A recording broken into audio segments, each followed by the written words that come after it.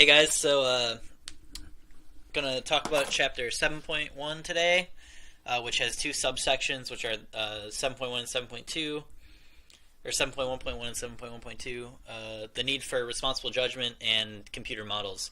And this whole section is kind of about evaluating information. So 7.1.1 talks about the need for responsible judgment. There's a lot of false information online. The the book likes to use Wikipedia as an example for this, and how the wisdom of the crowd can kind of combat some of this misleading information. There's a lot of fake news, video manipulation, and identity theft that happens online now. This isn't an issue that's really created by the internet, but it's an issue that's definitely magnified by the internet.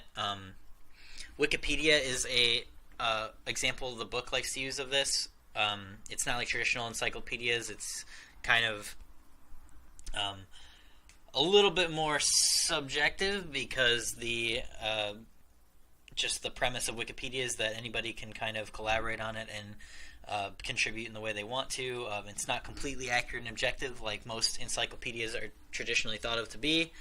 But this idea is kind of assisted by the wisdom of the crowd. So since there's so many people contributing and looking at Wikipedia all the time, Wikipedia articles, the articles can kind of be shaped and molded into something that's a lot more accurate than if just a couple people contributed to it.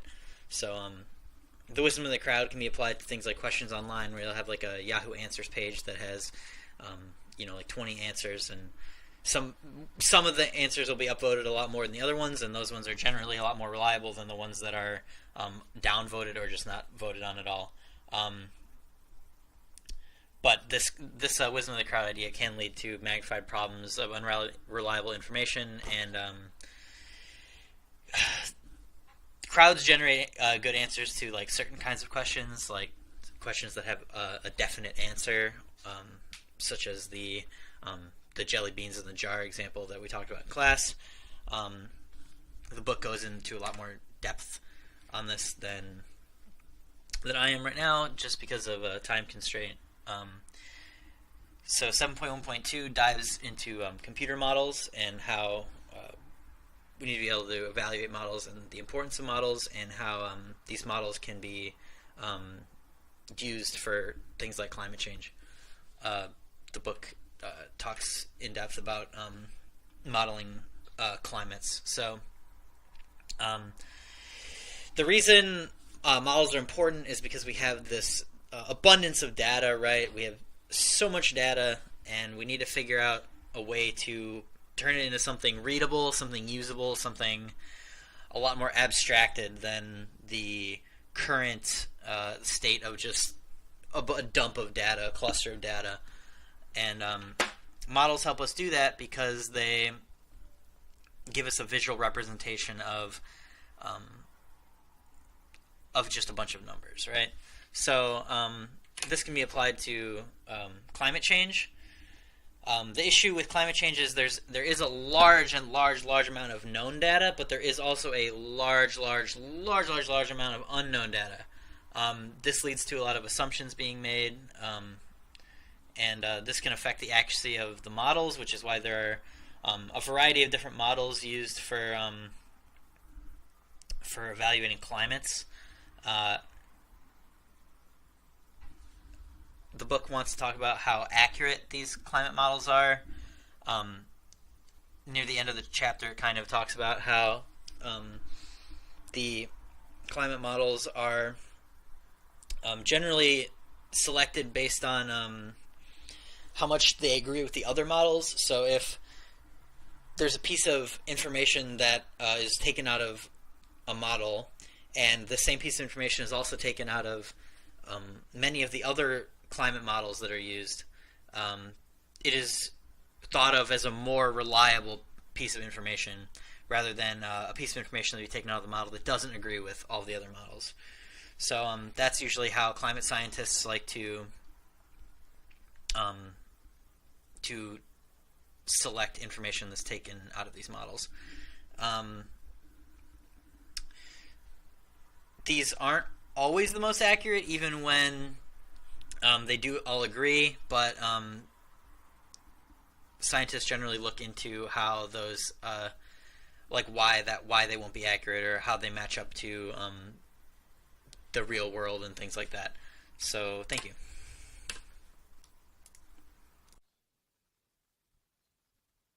Hi, my name is Colin Hoffman, and I'm presenting my portion of Chapter 7 for Group 7, The Digital Divide. So the term the digital divide refers to the fact that about half the population enjoys the use of modern information technology and the other half do not. So throughout this presentation, we'll be talking about how we're trying to bridge the divide that goes on in the digital world. So the focus on bridging the divide has changed between these groups over time. Originally it started with people of different income levels and demographics. Then it switched over to those who had broadband and those that were living without it. And then it was between developed countries and poor countries. Computer access has had a lot to do with this divide that's been going on.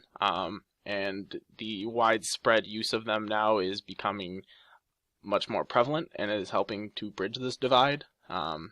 Gender gap was a real problem in the early 90s, but only about 10% of the .NET users being women. But by 1997, the gender gap had almost vanished. Although this was a major accomplishment, a lot of other gaps still remain, especially those within the different demographic groups. Black and Hispanic households were about half as likely as the general population to own a computer at this point in time. Cost was another major factor. In 1991, about 22% of the households owned a computer, but by 2001, about 84% of the households with children in them, middle school and up, so anyone middle school, high school, college, had internet access. This directly correlated to the thought of how these accesses to these items would affect the children and their futures, and the families started to adjust their spending accordingly so that they would be properly equipped with everything they needed to learn. A lot of people saw this as well, not just the families that had these children, and contributed to the spread of computers, that being different individuals, businesses, community organizations, foundations, government programs, and so forth. Because of these strides, by 2000, 98% of high school students had access to the internet. And groups with low access in the earlier years began to catch up. The gap within these races had finally began to disappear. That's between internet access and computers as a whole. All the gaps started to kind of close down around the 2000s. By this time in the early 2000s, again, showing that they have kind of transitioned over. The haves and the have-nots, which were originally in that part of that divide where people wanted to have this technology and then the others that did not want to have this technology, started to become the haves and have-laters, because they're kind of realizing now that technology is going to be part of their lives, and whether they want to have it now or have it later, it's going to be something they're just generally going to adapt to. By 2011, the FCC approved a program to extend the broadband service to rural areas of the United States, and companies like Best Buy, Microsoft, America's Promise Alliance, and the United Way, among many others, provide digital literacy training. Another thing that was studied was how many people created online content. This was shown that people of a higher socioeconomical status were more likely to create online content, but something that was brought up when they were studying that was that they related creating online content to actually just writing literature, and how a very small percentage of the people even wrote books and articles before the internet. So studying this in general was something that should be brought up upon, but at the end of the day, even without the internet, there was still a huge divide. Now, in modern day, there's about 2 million people worldwide that use the internet every day. That's impressive, right? But think about the other 5 million people that are left that don't use it. The lack of internet access to the rest of the world has the same effects as the lack of healthcare, education, and so on. Because the internet is such a powerful tool, especially in our daily lives, going without it, you can see how that could make a divide, and trying to bridge that so that everyone's on an equal playing field is very important. So to recap, we've come a long way in the distribution of technology and the availability of it, but that's only part of the battle.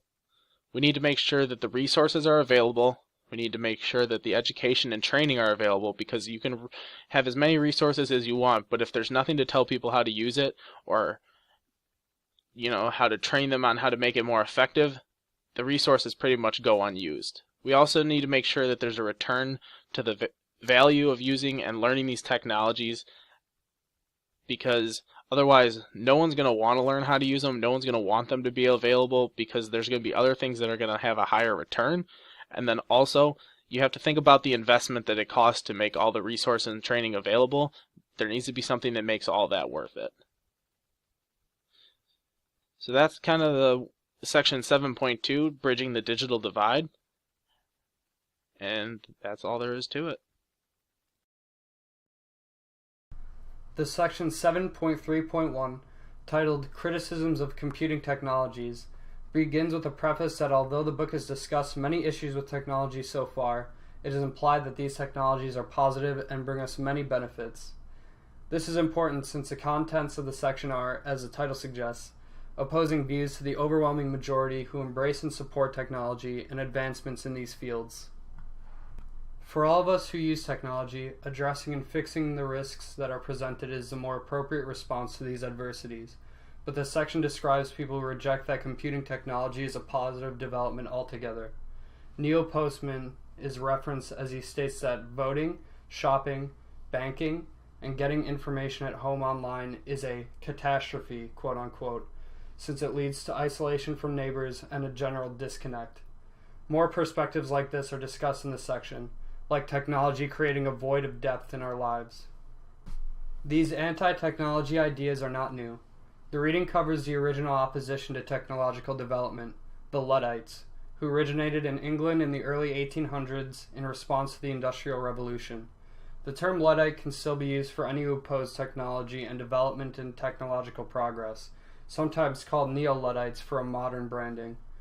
These Neo-Luddites are of the opinion that the issues with technology, many of which we have discussed, are not solvable or don't have valuable trade-offs if they are solvable. The reading lists the following specific criticisms from the Luddites. Computers cause massive unemployment and de-skilling of jobs. Sweatshop labor is involved in their manufacture, quote unquote. Computers manufacture needs. That is, we use them just because they are there, not because they satisfy real needs. Computers cause social inequity. Computers cause social disintegration. They are dehumanizing. They weaken communities and lead to isolation of people from each other. Computers separate humans from nature and destroy the environment. Computers benefit big business and big government most. Use of computers in schools thwarts development of social skills, human values, and intellectual skills in children. They create an ominous uniformity of knowledge, consistent with corporate values. Computers do little or nothing to solve real human problems. For example, Neil Postman, in response to claims of the benefits of access to information, argues that if families break up, children are mistreated, crime terrorizes the city, education is impotent, it does not happen because of inadequate information, quote unquote. This section proceeds to explain how some of these claims are unfair, such as the working conditions being better than they were in the Industrial Revolution, the unemployment issue being mostly a non-factor in terms of causation linked to technology, and so on. More Neo-Luddites are quoted as example to this anti-technological standpoint, such as Sven Burkertz, who is stated that if he lived in 1900, he would probably have opposed the telephone. The argument between technology enthusiasts and critics come from the same history and societies, the reading states, and there is a fundamental difference between the two camps. I quote, "It is more than the difference between seeing a glass as half full or half empty. The difference seems to be one of contrasting views about what should be in the glass. Technology advocates see the glass being filled with what technology brings to our societies, and Luddites see the glass being originally full and emptying with these new developments." The views are grounded in what is the right way to live and progress as humans, and in the next section, the views are further explored. Hello, this is Anthony Coleman. This is section 7.32, Views of Economics, Nature, and Human Needs. I am presenting this on behalf of Max Gurrow, who did write these slides, created these slides, but I am recording it for him.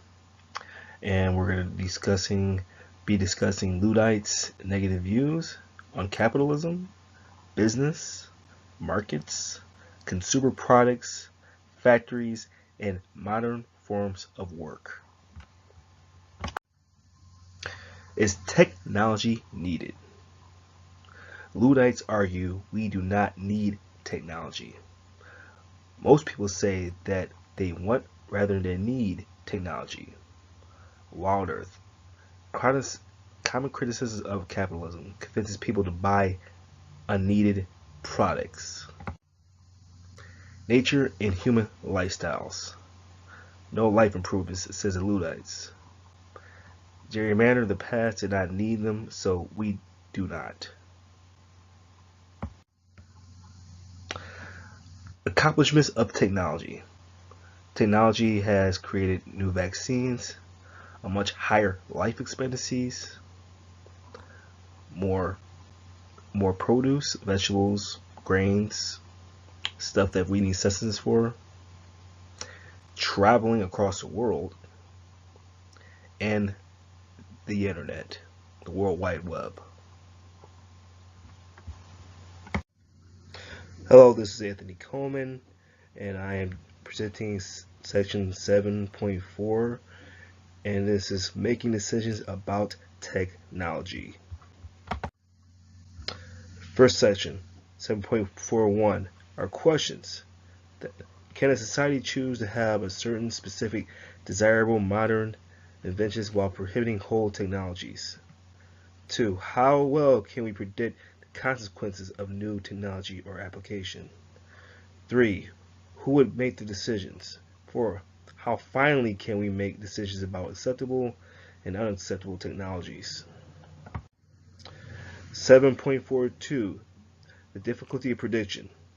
First, it is difficult to predict the use of technologies because technologies developed for a particular purpose is often used for other useful purposes. For example, the internet was designed just for communication between computer systems and other computers, but then it became used for other purposes like online shopping and accessing media content like movies or online books. Another example, the personal computer. The personal computer was designed for computations like the spreadsheet and producing Word documents like Microsoft Word, but is now used for entertainment purposes, communication, and the distribution of knowledge. Computer scientist Peter Dunning suggests the reason for people adopting existing technologies for new practices is because it allows for more choices for actions and relationships. The other difficulty of prediction is that prominent experts have been widely inaccurate about making predictions about technologies.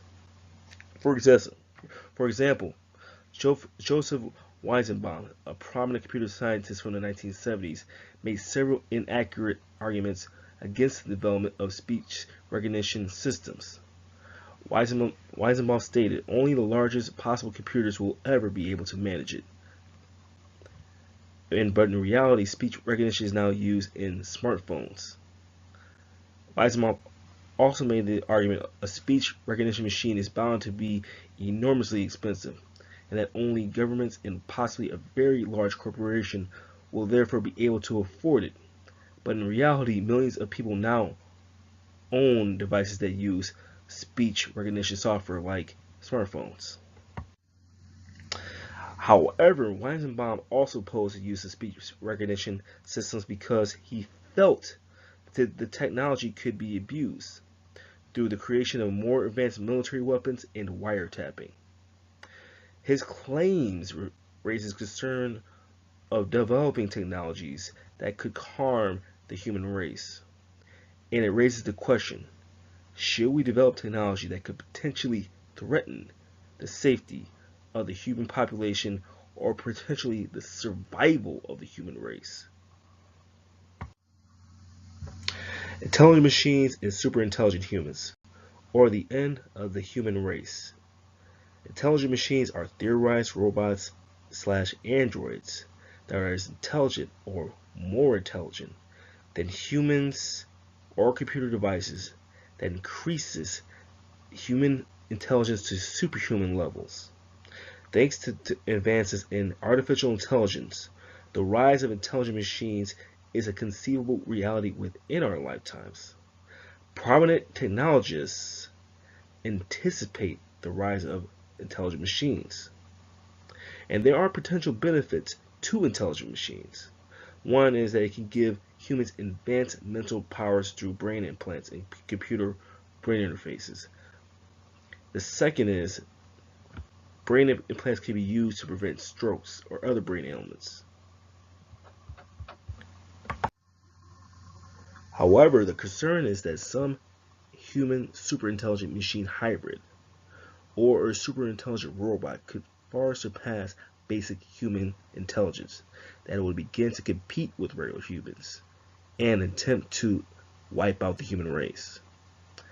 Responding to the threat of intelligent machines, multiple solutions have been proposed to deal with the potential rise of intelligent machines and intelligent machine software. Bill Joy, a co-founder of Sun Microsystems, proposed limiting the production of intelligent machine technologies. However, Joy's idea has been criticized because the touted benefits of intelligent machines aren't and won't be widely available to the human race. Another proposed solution is to develop protections to prevent this technology from getting out of control. However, critics such as Bill Joy himself believe that such shields are infeasible and that it cannot be developed in time.